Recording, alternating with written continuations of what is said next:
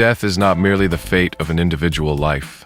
It is a fundamental law that governs Earth, and indeed the entire universe. Like the deepest sigh in the cosmos, it foretells the inevitable end of all grandeur. Somewhere in the vast expanse of the universe, perhaps other forms of intelligence have pondered the same question. This is a subject no living being can truly avoid, though few are willing to confront it deeply. The ultimate question of mortality.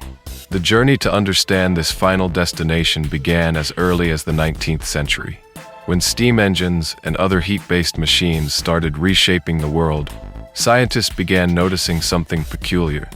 They found that while energy itself is conserved, it can neither be created nor destroyed. There was always a portion of it that seemed to disappear during transformation. For instance, when coal is burned to generate steam to power machines, not all of that energy converts into mechanical work. Some of it is lost, not destroyed, but degraded in quality. But what exactly is this degraded energy? In the mid-19th century, German physicist Rudolf Clausius delved into this mystery. Between the 1850s and 1860s, Clausius realized that the degradation or uselessness of energy is a fundamental aspect of nature. In 1865, he gave a name to this concept of unusable energy: entropy. So, what exactly is entropy? Clausius originally defined it as a way to measure how much energy in a system can no longer be used to perform useful work. To illustrate, imagine a cup of hot coffee. The heat in that coffee represents concentrated, usable energy. As the coffee cools, its heat disperses into the surrounding air. Though the total energy in the room remains constant, the usable energy, the heat once contained in the coffee, is now scattered and harder to harness. Entropy is a measure of this degree of energy dispersion or degradation. Later, another great physicist, Ludwig Boltzmann, offered a microscopic explanation. He showed that entropy is related to the number of ways microscopic particles, like atoms and molecules, can be arranged. A highly ordered state, such as a block of ice with its neatly aligned molecules, has relatively few arrangements and therefore low entropy. In contrast, a chaotic state, like steam with molecules bouncing randomly, has countless possible arrangements and thus high entropy.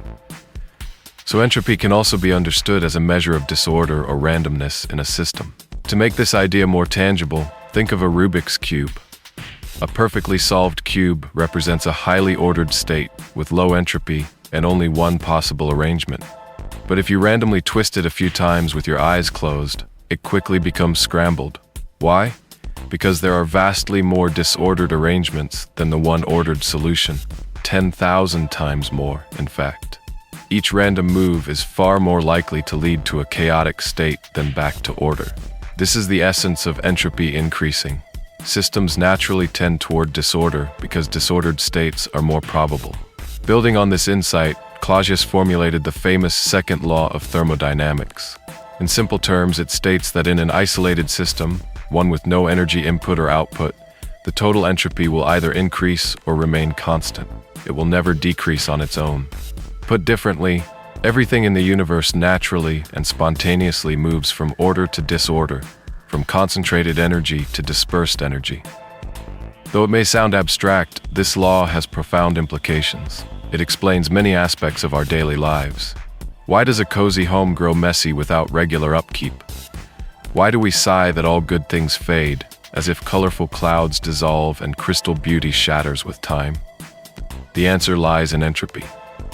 Maintaining anything beautiful and orderly requires a continuous input of energy. Once that energy is no longer supplied, order unravels into chaos. Entropy rises. Life itself follows this rule. From the moment we are born, the entropy in our bodies begins a slow but steady climb.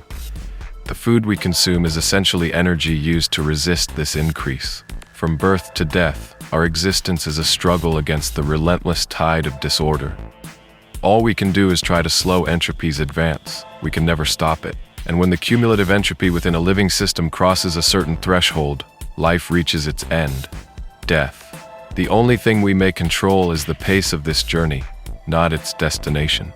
The same law that governs death also envelops human civilization. This law, the law of entropy, does not merely dictate the fate of individuals.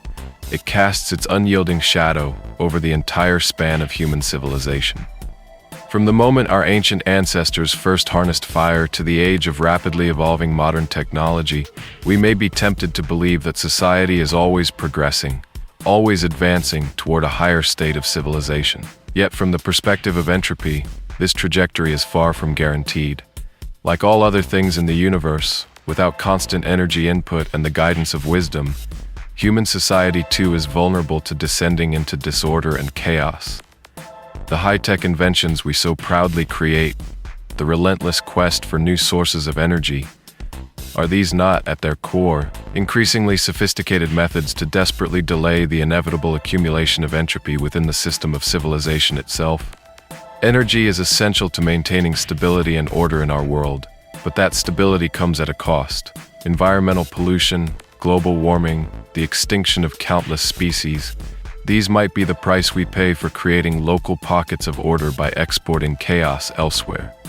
In the stark, cold language of physics, entropy can never be entirely eliminated. All our efforts merely carve out temporary zones of order at the expense of greater disorder pushed to other spaces, or to the future. From the moment scientists recognized entropy, it seemed to mark the beginning of a profound realization.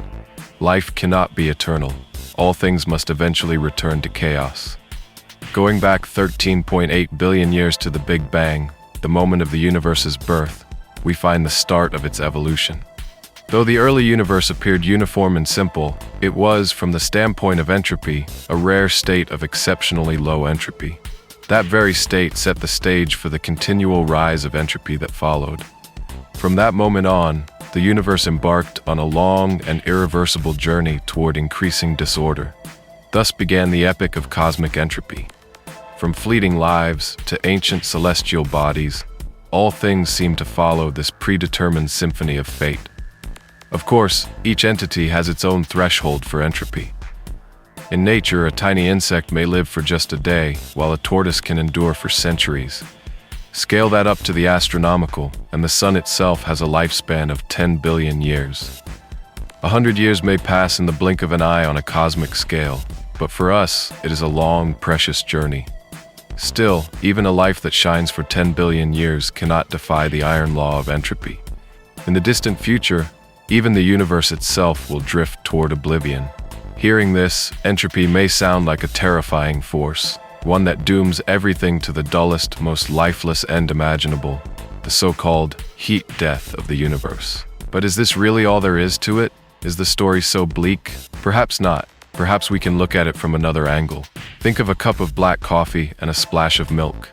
A cup of pure black coffee is simple. So is a latte, where milk is fully blended in.